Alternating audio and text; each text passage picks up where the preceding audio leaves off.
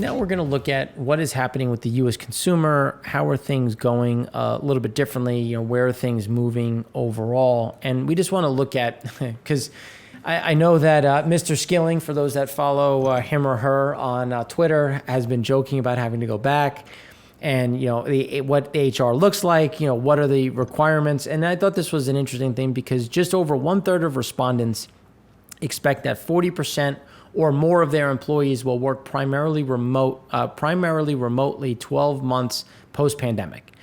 So when you look at pre-pandemic, where were things? 73% of workers were not remote, and then or less than 10%. And now the view is that 72% will be 40% or more over that time period, and that speaks more to our view of a flex schedule of either 1 day, 2 day, 3 days in the office, with the remaining 2 or 3 for the most part being online. And it comes down to what is the productivity, where does that sit? And then when we look at the qualified workers, this is becoming a much bigger issue because in general, how difficult is it for your organization to find qualified workers? And when you look at very difficult, that is continuing to climb, where the overall level is people are just not qualified for the jobs that are available. And that's becoming a much bigger theme in general and weighing on some of these overall numbers. And that's where it's like these are individuals that really don't have the ability to work from home. So you have more companies that are like, look, I'll entertain someone working from home or remote, but there are some things that I don't have that opportunity for. So mostly professional and office, but it's mostly industry and manual services. That is where we're missing, and it's getting harder and harder to find workers because they're either not willing to accept the current rate because they see their prices going up. They want better wages or better benefits package in general.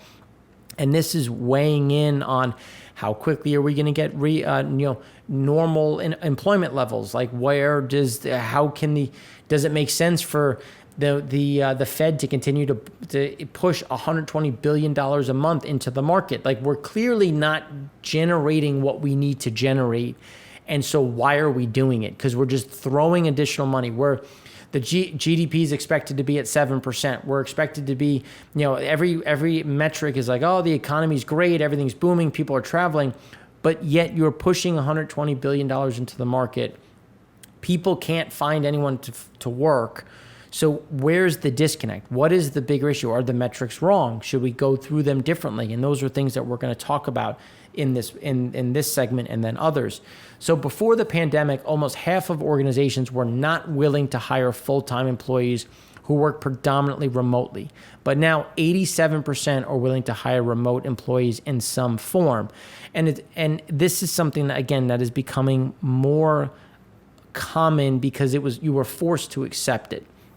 And then after being forced to accept it, you realize, well, the productivity didn't really go down. Yeah, people were still doing what they needed to do. Some people that I can speak anecdotally, I'm clearly not an introvert, but introverts like it. They don't have to talk to people. They get to kind of live within their bubble, do their job, and not have to worry about or stress about interacting with different individuals. So these are things that are going to be interesting to see. How does that impact daytime travel? How does that impact weekday travel versus weekend travel, which is one of the common themes we've been talking about, where weekend travel will be stronger than 2019, but weekday travel will continue to miss estimates and be below those 2019 normal levels. And this was a chart we talked about in the EIA show, but I just wanted to highlight it again because I think it's important to look at personal goods, things, durable goods versus experiences or services. And you can see that as people were rushing to get vaccinated, there were long lines. You couldn't get an appointment as everyone rushed to do that. People were going out and figuring out, where are we flying? Where are we? What hotel are we staying at? Can we rent a car? And that really accelerated up until about March 28th. And then from March 28th to about March 29th, you had about a full month of people saying, I'm going to travel, I'm going to do stuff. And now you've seen that drop off considerably. And as I said in the EIA show, there's two sides to that story. One, well, you booked your trip. So why are you going to search again? You booked it. You're going to go on it. It's either June, July, August, September. You took advantage of the deals because hotels were pushing deals, and not so much cars in terms of rentals, but hotels, airlines, and they wanted to take advantage of the current situation. So now as prices start to reverse, and you're getting this massive inflation in airline tickets and car rentals and hotel prices, well, now you're not really going to do that much anymore. Wages haven't really gone up. We'll talk about that in a minute. And again, not gone up on an aggregate, but there's caveats within that. So this is where, how much oil demand will there be? How much energy demand is going to be there? Because you had that surge, and now you're getting a little bit of this calm down and this digestion period, if you will. And obviously there's other pieces to that. Well, PPI, when you look at producer price indices, where are we sitting? So on final demand levels, it's at 6.6%. On processed goods for intermediate demand, again, that B2B side, you're at up 21.9%. And if you just look, is there some base effect in there? Well, not as much as there was. And we'll start talking about this on a rolling average to try to highlight just how elevated all of this is. And you could see going back to 2011, this is pricing either in final demand, but this is also showing where it's going to go, because that intermediate is going to get passed down as well, and you're going to see that get absorbed. And again, that is going to be pulled into the overall pricing, weigh on people's shopping, how people interact with the market, and create a little bit more caution, especially when you look, because this is going to be that front end piece of where those rising prices are going to go. Now, how do you look at jobs? And I thought these were two great charts from the Wall Street Journal, and you can see the sources there. So the pandemic and an aging population has led to a surge in retirements. It remains to be seen how many of these workers might return to the workforce. So here you have people that were hanging on, whether they be 65 through 70 and probably 62 to 70. You had a large number of them that were still in the workforce. They looked at this and said, you know what, I'm done. I have my pension, I have my 401k. Obviously, my 401k is booming. I'm done. I'm out. Pull the ripcord, give me whatever severance it is. I'll take, whether that be the remaining, 30 days of vacation plus severance, give me 6 months pay and I'm gone. But then when you look at employment to population ratio, it continues to be very low, but how much of that is being skewed based on what the retirements are? So when you look at the share of Americans with a job tumbled after the pandemic, whether it can fully recover is a key question, because what is a recovery? Should we have been at that ratio? Should we have been something a little bit lower? Because now you're going to get this pivot point in terms of retirements, new entrants, or how many people are sitting on the sidelines that aren't even calculated in this. And it's actually a little bit better than what the numbers are indicating, which is why when you look at how this shift is going to go, well, now there should be some higher paying jobs. But because you don't have the experience that these individuals had, you're not going to get paid as much. And we're starting to see some of this weight on wages, where some of the top end jobs are actually falling in wages, which is what we've been saying, because our whole view was, if you've been unemployed for 20 weeks, you're starting to panic. And if you're one of them watching this, I'm sorry. I've been unemployed before. I know the stress levels, and you're starting to get nervous, and you're like, all right, well, I'll just take a job, get some income, get benefits, and I'll look for another job while I have this job. And I think that's when you look at the quit ratio, everyone's like, well, how many people rushed into it saying like, well, I'm just going to take it because I need it. I need money. I need to pay my mortgage, my kids' schools, food, whatever. And now you're starting to get that comfort level that you can go to the other side. And those are some of those competing caveats. And then when we look at the U.S. labor market, remains 10 million jobs short of its pre-pandemic trend. And that's what we were talking about, because in the first segment, You can say it's 7.2 million below, but on the trend from pre-pandemic, it's about 10 million jobs short. So although employment remained well short of normal, numerous other signs were more characteristic of a very tight labor market. And this is where we keep talking about these differences between tight market, loose market, and there's this competition back between, well, which one is right? Or are we just in this weird bifurcation where some of these jobs just are going to struggle to come back? There's been IT coming in, there's been technology introduced, so wages will never reach there, and people don't want the lower wages, or is there something else at play? So job openings are at a record level, and in March, the quit rate was at a historic high. Again, took a low job to have a job. Now I'm going to go get the job I want. There were 1.0 job seekers for every vacancy, still somewhat less tight than the pre-pandemic labor market.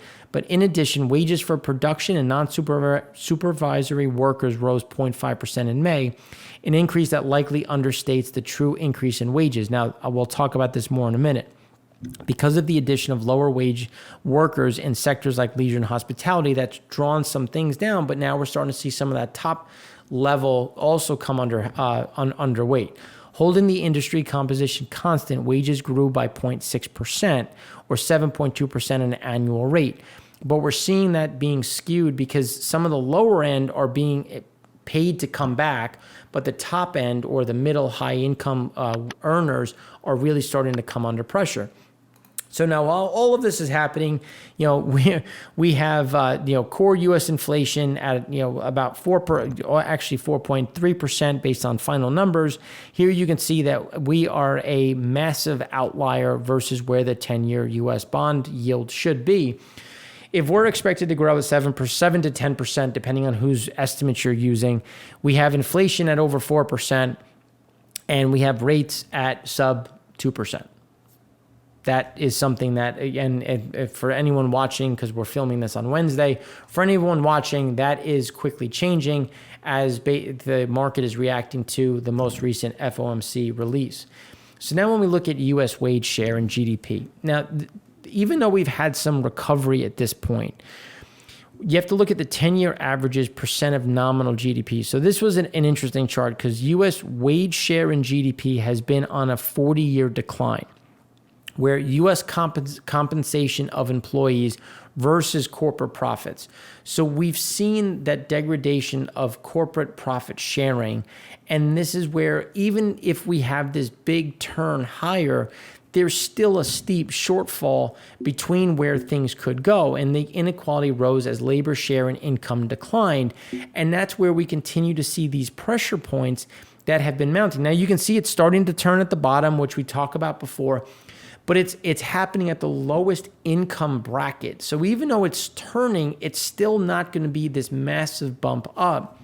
And that's where, this is where we're looking at, stock incentives and bonuses and stock, things like that align you with the company and will allow you to benefit.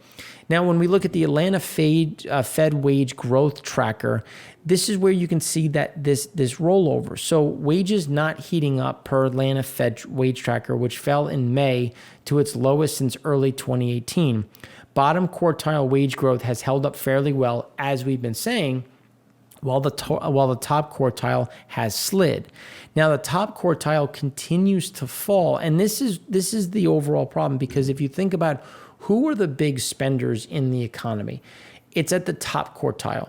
So if you're starting to see some of this pressure in the top quartile, that again is going to lead to, well, where are retail sales really going to go? How much money do consumers have for experiences?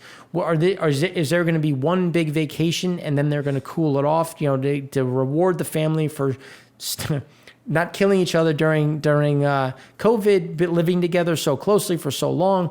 But then you'll see this drop off, and that's where some of these pressure points are going to start coming in.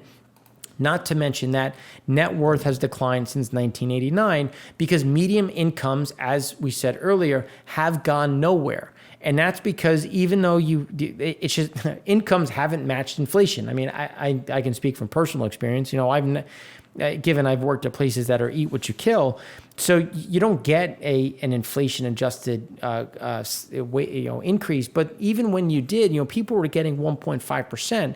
but I can easily show you was always 3%. So you were never really getting to that level. So what were you doing? You were taking on more debt to fill the void. And that's where you get this biggest drop, where that essentially there's been no wealth growth over that time period. And if you think of 1989 and then go back to that corporate profit to that benefit side, well, this goes back to 89. That chart takes you back to 70, to the early 70s, but you didn't really get that real degradation until the late 80s, early 90s.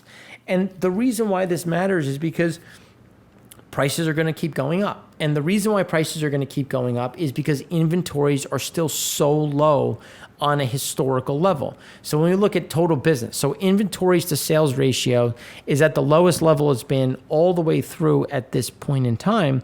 But then on the retailer side, inventories to sales ratio is at an all-time low. So this is where we continue to see this pressure, and everybody remains price takers because they have no choice, because they don't have the inventories. Now, these are the new numbers.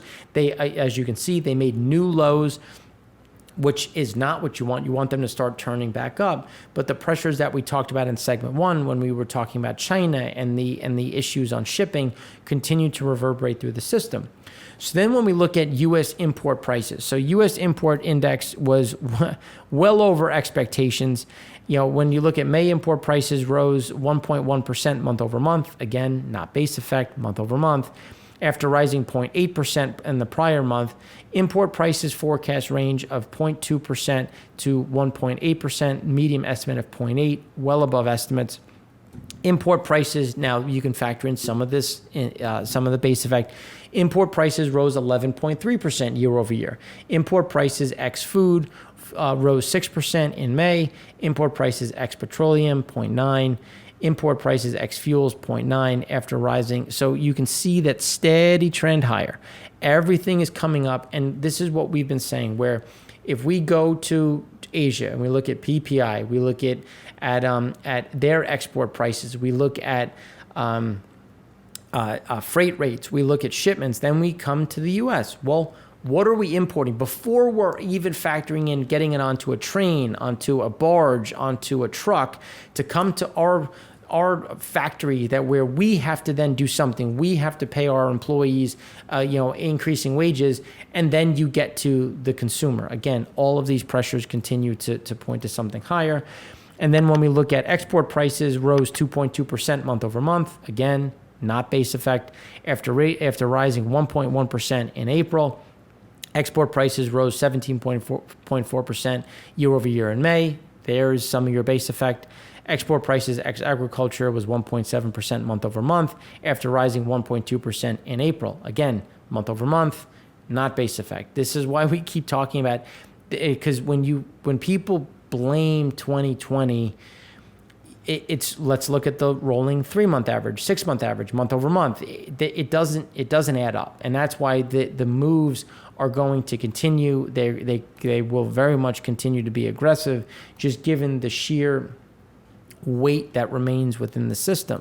Now, when we look at charging more, the largest ever share of U.S. small businesses say they're raising prices, highest in monthly data back to 1986.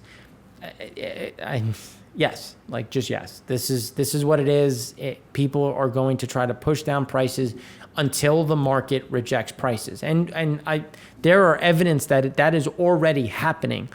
But again, this is going to slow down the economy, going to slow down the consumer, going to slow down retail sales. And if you think about C in the GDP calculation, that's over 70% of the U.S. calculation. Again, bigger issues in general. All the while, manufacturing supplier delivery times continue to rise back to levels not seen since 1951. We're in a very unique time. It's worse than the 70s, it's worse than the 60s, and it's happening in concert with other things, as we've been highlighting, which will keep those pressures going. Now, when we look at the cash expenditure index, you can see that things still remain elevated as year over year you have those pressures, but the levels continue to drift up. And as we talk about in the EIA show, it's been a steady grind up as diesel prices go up. As those increases get passed through, that becomes a much bigger issue. So when we look at Linehaul Index, trucking demand remains elevated, which means that as long as it remains elevated, people will demand it, people are going to pull it through, and that means that you're going to have to be a price taker, especially because you don't have the inventory, so you have to accept these prices or risk not having any inventory, which for anyone who goes to Starbucks can attest to. You have to ask them what they have available because they're facing their own logistical troubles. And now when we start looking at good time to buy, good time to sell. Well, when we look at home purchase sentiment index, you can see that things are moving to an all-time low because things are getting much worse in terms of good time to buy because there is a big difference in terms of pricing where buyers are starting to balk and sellers are seeing their houses stay on the market much longer than before, which is why when we look at U.S. inflation up 8.4% in the past 3 months, ninth fastest since World War II. Annualized 3-month headline CPI change. So when we look at the CPI and we annualize the last 3 months, again, taking away base effect, you're getting 8.4% per annum. And that's where we continue to see a lot of this stress, a lot of these issues rolling through. And these are things that how much of it is transitory. And the longer this goes on, the less transitory you can really claim this is going to be, given that companies are going to want to recover prices and how much will the actual consumer tolerate before they reject some of these price increases.